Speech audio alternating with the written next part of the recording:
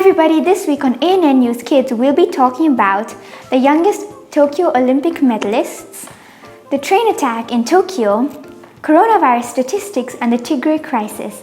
The country of the week is Ireland, and Nina Walia was the first to guess it. Congratulations! The extra fun segment is all about St. Patrick's Day, and in the Pre-Retro Career segment, we are talking to Prashant Mohesh, who is working with National Geographic and is currently making a documentary to raise awareness about preserving natural beauty. I hope you enjoy, and don't forget to like, subscribe and share, and also comment below because we want to get to 1,000 subscribers this year. Thank you.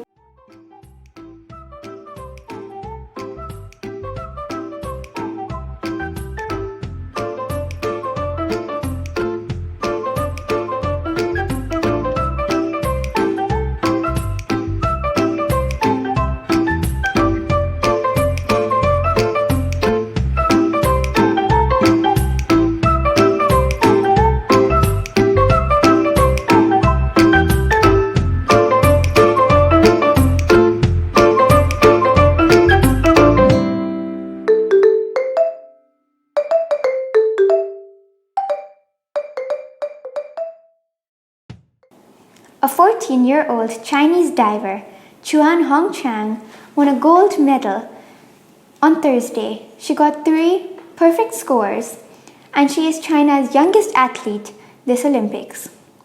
Japan's 12-year-old skateboarder, Kokona Hiraki, won a silver medal and is the youngest medalist in Olympic history. And Sky Brown, a British skateboarder, won bronze and is Britain's youngest medalist ever in the Olympics.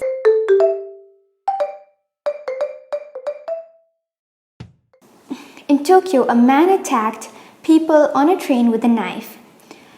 He attacked 10 people and 1 was seriously injured. 9 out of 10 were taken to the hospital and 1 left the scene. The suspect said that he saw some women looking happy and wanted to kill them.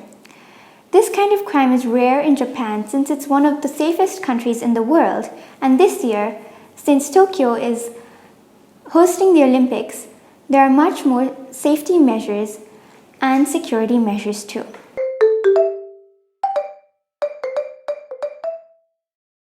Coronavirus cases around the world are still increasing. There are about 202 million cases worldwide, 4.3 million deaths, and about 182 million recoveries.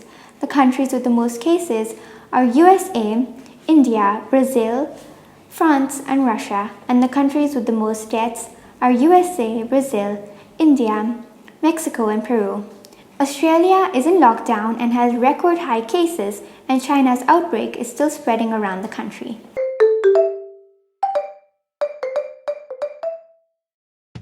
Ethiopia has warned its rebels, the Tigray People's Liberation Front, TPLF for short, that they could use all of its defense capabilities against them because of their latest moves.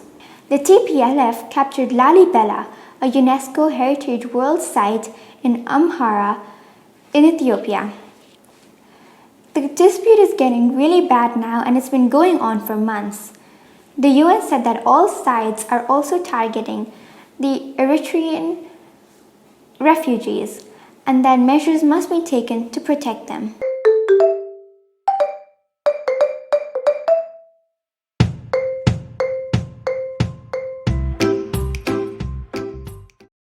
Could you just start by introducing yourself? I am Prashant Mohesh. I'm an explorer, documentary filmmaker, and National Geographic GenGeo community member. So what is GenGeo? GenGeo is the youth side of National Geographic young changemakers around the world, and we are building a community of GenGeo all around the world. So these changemakers are on the front line of the world's most pressing issues of our time, and we are working together to supercharge conservation, and we are GenGeo. So I am part of the GenGeo, and the youth around the world, we encourage them to join the conversation, join the GenGeo community. And also, I am the first young Mauritian to be part of the GenGeo community. And my work here in Mauritius focuses about protecting the lost wild places and wildlife of Mauritius.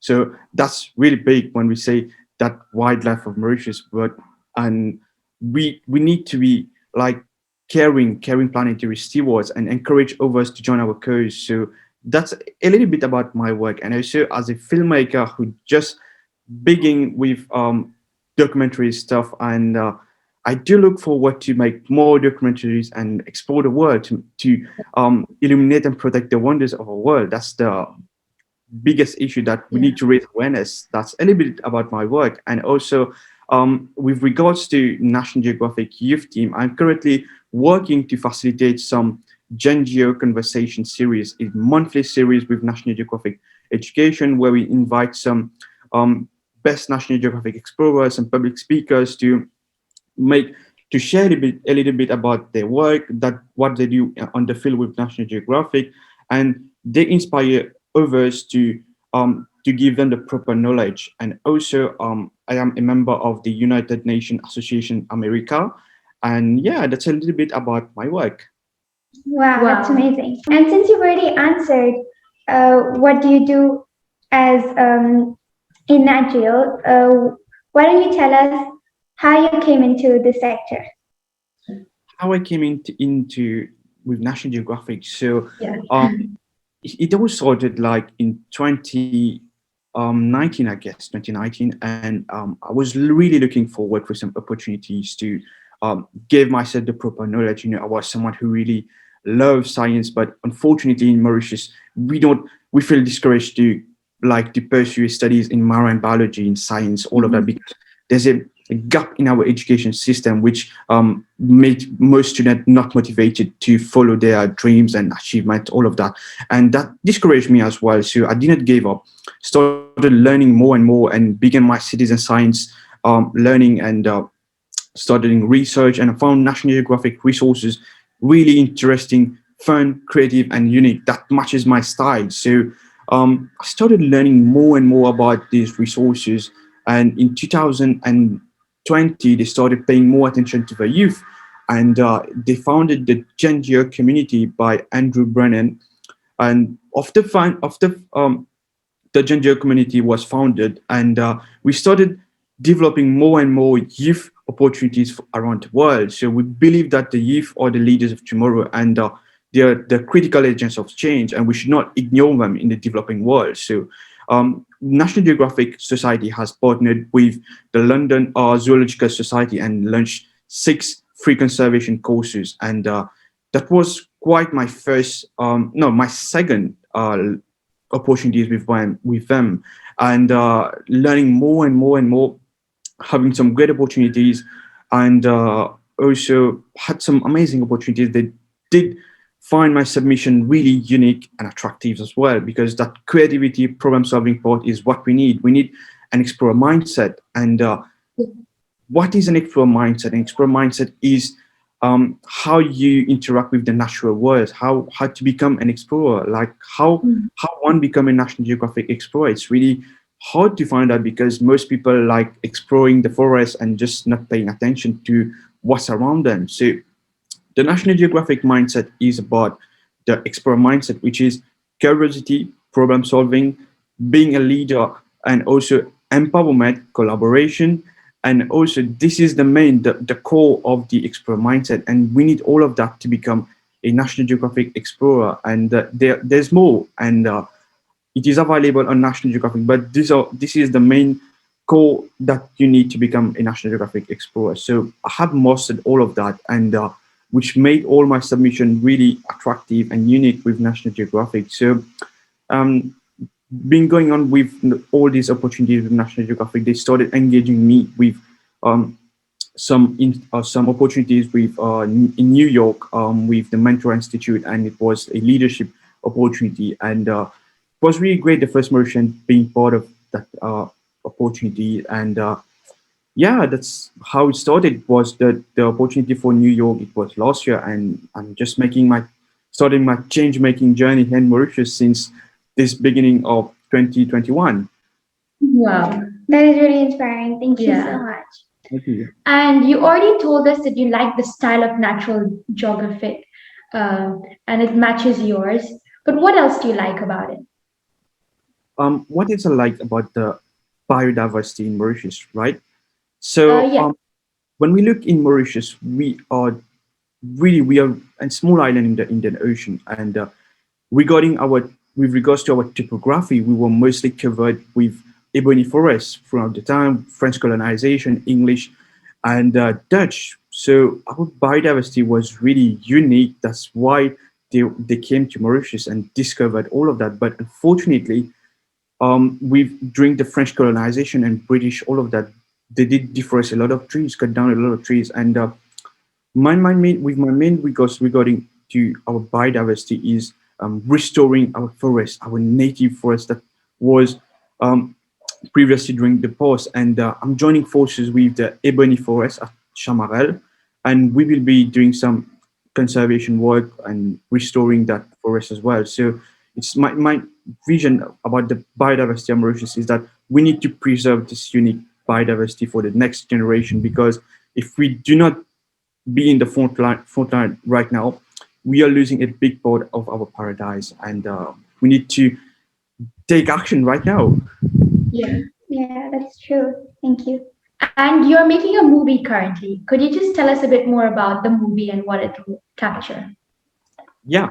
So my documentary started when I finished university on December, but before that, on November, I knew I was majoring in graphic design first, and I knew that I want to make an impact. I want to begin my change making journey, and started writing script and writing script along Yeah. and planning all of that, all the shots and where my collaborators and so at first it all started like why our island is known to be heaven on earth. So that's the guiding question to make people aware of. And I started writing more and more my script and started finding myself integrating in the documentary, because I was someone who went from fearing the ocean to protecting it. I was really, really scared of the ocean. Like, what's beneath the wave? Will be a shark? What's coral reef? I don't know Yeah. what is coral reef, because for me, like 10 years ago, I thought that coral reef was just an underwater structure with no importance, because I haven't learned about that school, and just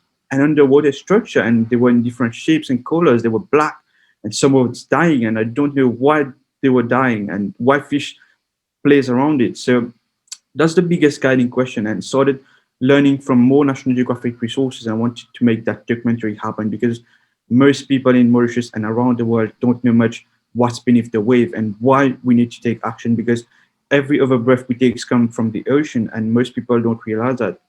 So the idea of the documentary is that it will be a big highlight of our biodiversity in Mauritius, and also our deforestation, which is happening at near Ebony Forest. Deforestation is happening, and also it will be a big highlight how I went from fearing the ocean to protecting it, and also our species. I met two National Geographic conservationists in Mauritius, and they spoke about our they work at Ebony Forest, and they spoke about how they are on the front line to restore that native forest that was there many years ago. And again, mentioning I'm joining forces with them soon to doing some conservation work.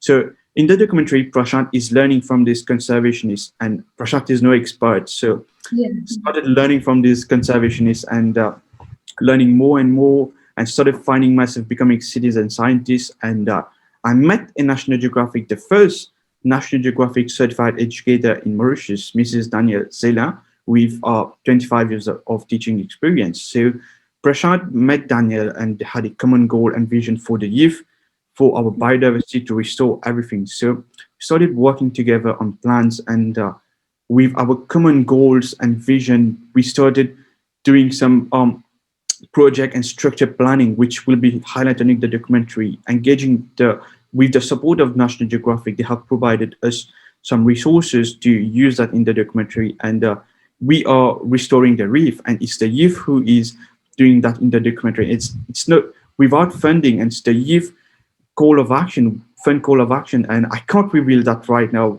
How the Yeah. youth are restoring that, and because it's really fun, it's really creative, and it's really unique, because it's a problem solving that it's just an idea, brainstorming, and all of that. And it's really fun, it's really amazing, and you will see that in the documentary. Wow. Yeah, we're really excited. Yeah. And there's more project as well. So with regards again to the documentary, the last part is that we have been watching on TV, on YouTube, dolphins interacting in zoo, and it's really, Yes. and most of my life I've seen dolphins on YouTube, and I don't really like that in zoo, people playing all around and just like they're captivated, like, they don't feel safe. It's not their It's not and there. yeah, it's not their habitat. So um we are taking the youth, like we have five youth with Mrs. Danielle, her student, National Geographic teaching, and her student. We are taking them on the boat to see dolphins for the first time, and it's really great. Tamarin right now, there's a lot of dolphins. Last time we went diving, we saw at least 60 dolphins. It's really, Wow. yeah. And yeah, there's a lot of dolphins right now. So we're just taking that opportunity to bring the youth, discover them in the natural habitat. So this will encourage them to know that they don't deserve to be in zoo, and they deserve to be in the ocean. And we need to help protect dolphins as well, because they are under threat. Yeah. That's amazing. Yeah. And you seem really excited and passionate about What you do and yeah. Thank you so much. And what is your advice to kids? My advice to kids is that it's not too late to build a better world. We must look into the mirror and think that we can be the critical agents of change. And it's just a matter that believe in yourself. We are a leader. We have that inner potential. We are leader. We are leader within ourselves. So we must, if you want to take action, just look into the mirror and say that I want to take action. I want to do this today, and start with planning. So yeah, we are the critical agents of change, and the planet needs our help right now. wow. Thank you so much for this interview. We really, really appreciate it.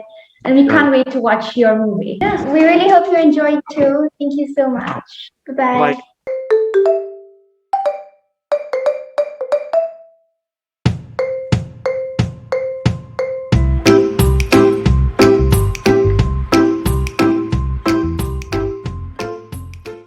L'Irlande est une île d'Europe. Sa capitale est Dublin et sa population est de 5 millions d'habitants. Il est connu pour être le pays d'origine de Halloween, pour son beauté naturelle comme les falaises de Moher, son monument Newgrange qui est plus ancien que Stonehenge et les pyramides égyptiennes. Il est également connu pour être le pays vainqueur de l'Eurovision, en compétition de chanter européen. L'Irlande a gagné ça 3 fois de suite. La harpe est le symbole national de l'Irlande et on va parler de Saint Patrick pour savoir la 6e image du Guess the Country, juste après ça.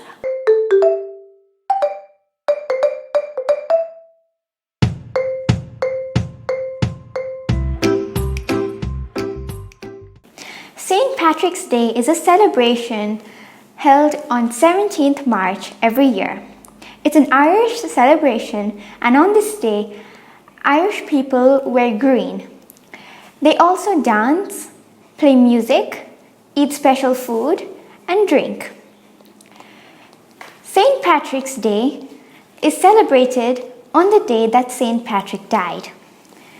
St. Patrick was born in Britain in the 4th century. When he turned 16, he moved to Ireland and got interested in Christianity. He started teaching it to others, and many people converted themselves into Christians. That is why he is known for introducing Christianity to Ireland. Leprechauns, small mythical Irish creatures, are actually the reason why people wear green on St. Patrick's Day. They pinch everyone they meet, and people wear green because it's said that green makes you invisible to leprechauns.